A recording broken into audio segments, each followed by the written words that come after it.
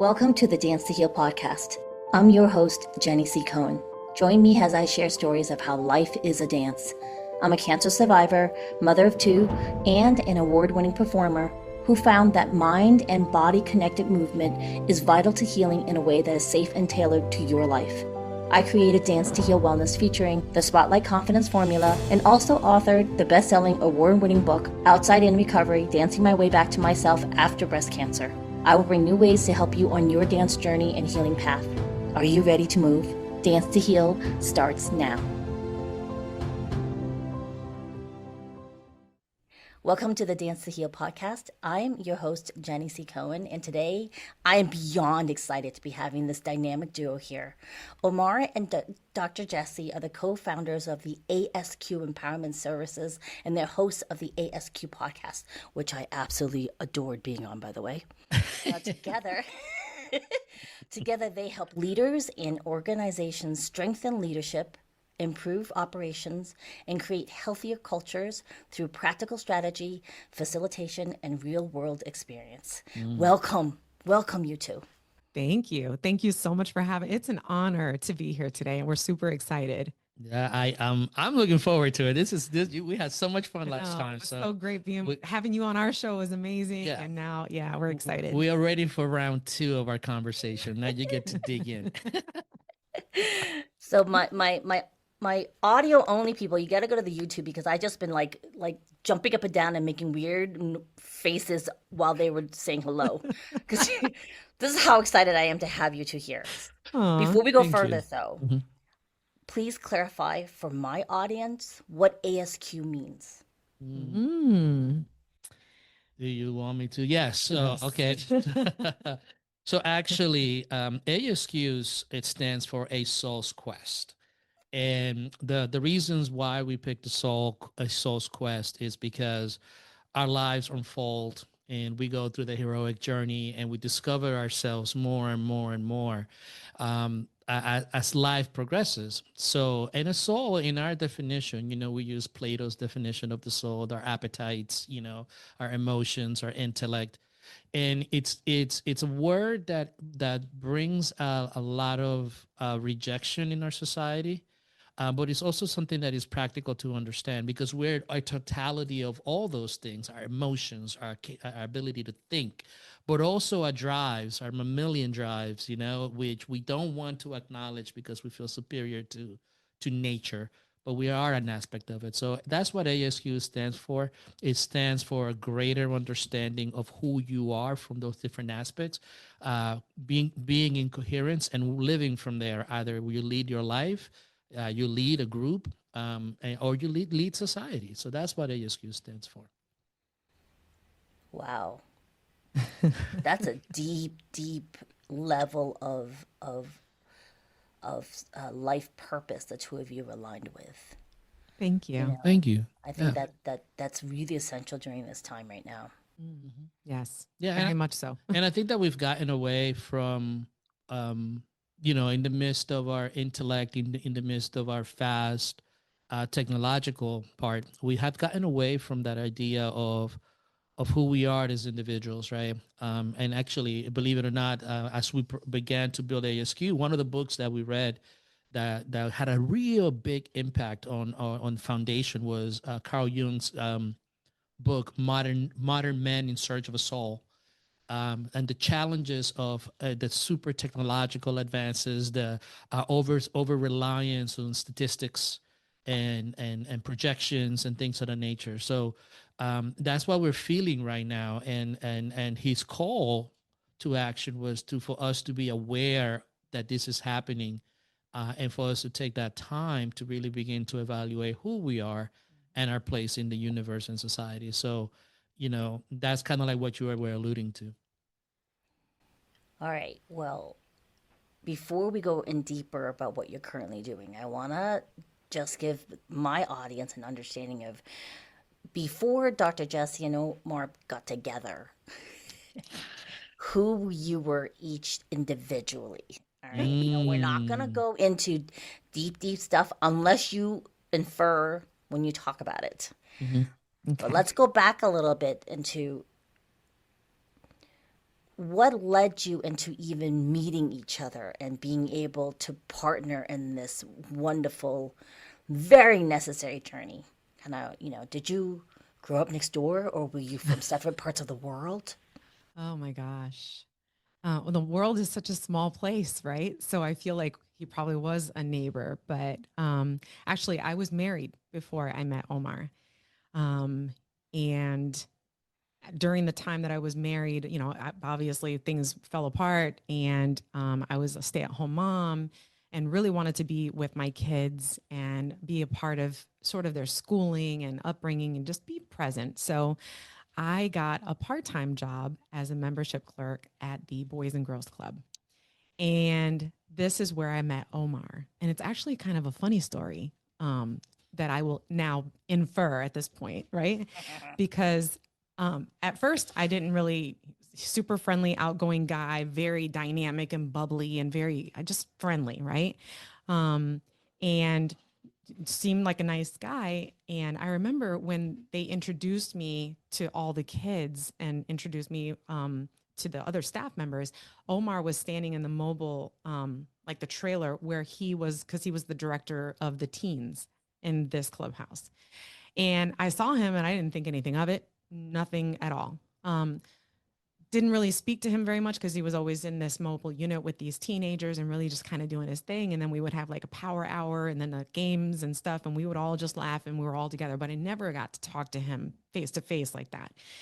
So one day, I kind of was wondering where he was from, and because everybody else in the Where do you think I was clubhouse, from? I'm telling the story. Hold on. I got to turn the fan on. And, and so he ends up walking past me. And you know how when somebody walks past you, you get the smell of them that comes off of them? Mm-hmm. This is going to sound so bad. It's going to be good. But I'm just being honest. He walks past me and I'm like, I knew it. He's Indian. And the reason that I knew that is because he smelled like curry. That's horrible. Horrible, right? And only because he's a beautiful brown skin, very smooth face, and his hair was like very it was very soft, very like curly and just so I was like, he's Indian. I got it. He's Indian. Didn't think anything of it. We finally get to talking one day and he tells me because I hear his accent. I'm like, where are you from? He's like, I'm Dominican. And I'm like, shut up. You're Dominican? No way. This blew my mind. Now, I know that there are brown people in Hispanic culture. I was born in Puerto Rico. There's brown people there and whatnot. But he had this beautiful, soft hair at one time, at one point. A lot of it too. A lot of hair. And I'm like, oh, it just didn't make sense that he didn't have that, what people would say, that kinky Spanish look, horse hair. So it blew me away. And of course, we bonded. And from there, the rest is history. And we're 25 years together today. So, yeah. Happy anniversary. Not today. Sorry. This year. Oh, sorry. Well, my bad. I still think it's happy anniversary every day. Every day. Every day. Yeah, that's right. Day. So yeah, 25 years we've been together now. It's been amazing. And so does that answer the question? This is how we met. This is where our lives crossed. That's my story. I don't know what his version of it's going to be. For me, I was at a very interesting place in my life. I just, I finished college, just graduated college. And I had a bachelor's degree in criminal justice. And I remember like in my 11th junior year, we had an FBI agent come in and that's what I wanted to do. And I saw this guy and something in me said, this is not it. This is not it. So I went into like a big depression at that time. I was working full time. I had my own apartment. I was doing what the goals that I set out to do, but I felt deep in a big depression. And at that time I was, I'm almost there. It's like, might as well just finish instead of walking away. And I didn't even go to my commencement because I felt like I didn't earn it, and it was challenging because my mother would really wanted that, but I just didn't feel it was a really dark time. So then I decided I finished school. I was working full time, just finished doing an internship with the Gap, and I was going to go into like loss prevention, things like that. I was already a manager and a trainer for the Orlando area, so I did a lot of stuff at a young age. But then I just felt lost and empty and not knowing what my purpose in life was. So I pretty much just dropped everything and quit. I went to meet my real father, because I didn't have a relationship, and I wanted to know like kind of like what happened, and that was one of those aces that I had to overcome. And I confronted him and I asked what happened, and he was kind of like, nah, I don't need anything from you and whatever. So I was like, okay, I completely understand. So I accepted that, I dealt with that, and I just moved on. So when I came back, I didn't know exactly what I was doing, but I was a Boy Scout leader growing up in New York, and I live close to a Boys and Girls Club. And then when I applied, and then I said, this is my resume. My Scoutmaster let them know who I was, what I've done, the things that I've been responsible for. So I got the job, and as a team director, and that's when I wasn't looking to date. I didn't know what I was doing. I really don't know what I wanted. I knew that I needed to survive and eat, right? And I know that I was good at this. So I just picked it. And that's when Jessie and I met. And I was just like, well, I wasn't even thinking anything, to be honest with you. She had kids, and I was like, I don't know. But then we just started talking, and it just kind of like just grew from there. And after that, it's like it was one of those things that it wasn't planned. I wasn't thinking about it. It just sort of happened, which was the beauty of it all. So, and here we are 25 years later. I'm not gonna just stop there, right? I blew him. I blew him away. That's what it was. I was gonna say, like, I like how he just skirted, like, Omar, come on, like, when did you notice her? I'm asking. There is a relevant point. When I don't think it was the time that you passed by and she thought that you smelled of curry and decided that you were different nationality. I'm sure you noticed her different times, kind of like, what was your first memory of talking to her? It felt like home. You know what I mean? It's kind of weird to describe it, right? Because it's like you go through all these things and you watch the movies and all that stuff. I kind of probably watched Notting Hill like 100,000 times. So but it just felt like home. Like I felt that it was okay to be me. It was okay to be this oddball, because I was always reading. I was not a club going person. I was just like introspective and going through all these things. I was into Kabbalah at the time. Yes. Yeah. So I like and I was learning all that stuff around all that time. But I just felt at home. I just felt safe, and I never really truly felt safe. Not even with my family. I never felt safe, but talking to her just made me feel safe, and just that I was okay, that she understood me. She didn't judge me. She was curious about, why are you reading these books? Like, what does it mean? Why are you reading so often? Like, what are you looking for? Why are you searching for? And having those conversations when in a time and a place where someone like me, who are stereotypically supposed to look and do something else, is doing this, and you feel weird around your family. She made me feel that it was okay, to be myself, that it was okay to not know what direction my life was going to go, but feel okay to explore it. That's beautiful. But she's hot too, so it was like, I was gonna say, when you get to that part, yeah, being all like, she made me feel at home. She one sexy home, and like I was gonna be like, come on, 25 years ago later doesn't mean that we're dead. No, man. She's a very attractive woman. She's very attractive. She carries herself very well, which I liked. She was a little older than I am, and I appreciated that because there was more maturity. But she was hot. Yeah. Just a little older. Well, I appreciate this openness because I think in this day and age where I couldn't fathom being young and trying to date, Mm, where Oh my every gosh. single mhm, moment is categorized and mhm, labeled something, right? There's no allowance of getting to know someone. Hmm. mhm. And I have a follow-up question for both of you, but I'm going to start with you, Omar. It's like, how many siblings do you have, and where do you range in that? That's a good question. So my family dynamic is very interesting. I have You two. opened up a can of worms here Yeah, now. yeah, Oh, well, This is I'll good. limit him. I want to listen to yeah, your answer too. Go ahead. yeah. So I have two sisters. They're actually my cousins, and we grew up together.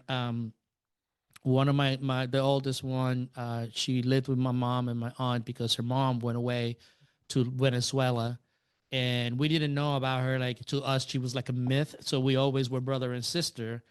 And then we had the younger one, which was my aunt Cruz daughter, right, Mari, and it was the three of us growing up. But then so I'm the only child from my mother. I did have a sister that was older than I, but she passed away, and when she was a baby, and I almost didn't make it myself, so I was a preemie as well. So those things kind of like go into there, but those were the siblings. But the social dynamic is as many immigrants, the parents go first. You're left behind. So I was left behind with my aunts, and then when my other aunt came in, they used to fight a lot, and I was the punching bag in the middle. So that was kind of like the family dynamic for me. I had a lot of cousins and I had a lot of families, but there was like everybody knew what was going on in the house, but no one really intervened or say, "Hey, come on, you shouldn't be treating this kid like that." So I used to be told that if I was unhappy, I should never tell my mother because you don't want to worry her. So even when she was asking me, "Hey, how you doing?" "Fine." "How you been?" "Fine." "How's school?" "It's good." My grades weren't bad, but I did have I was having some issues like staying up Yeah. at work at home because of at school because of the things that was happening at home. So, but yeah, that was my upbringing. How are you of all the cousins? Are you the older or the younger or the middle age? I'm the middle, so Okay. I'm the middle Yeah. one. Yeah, so Interesting.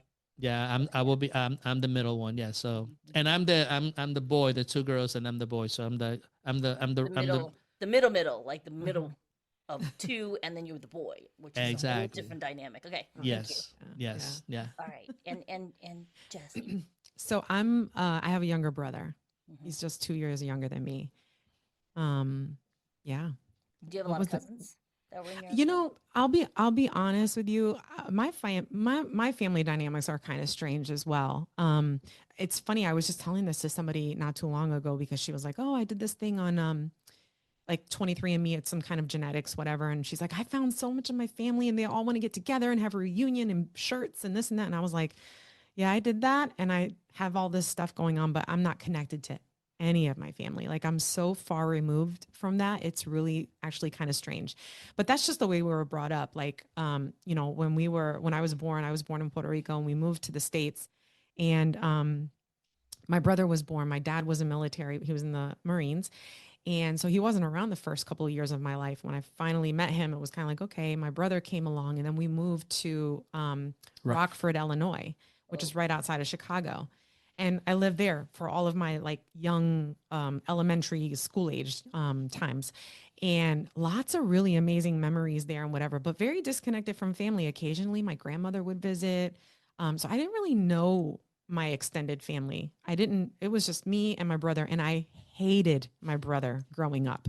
Like, I would get people to beat him up, like buy candy from them like, it was bad. I'd go to the local market, little store, and buy like 5-cent bubble gums and candy and be like, "Yeah, if you beat him up, I'll give you this bag of candy." It was really Horrible. bad. That's I'm horrible. horrible. I'm horrible, horrible.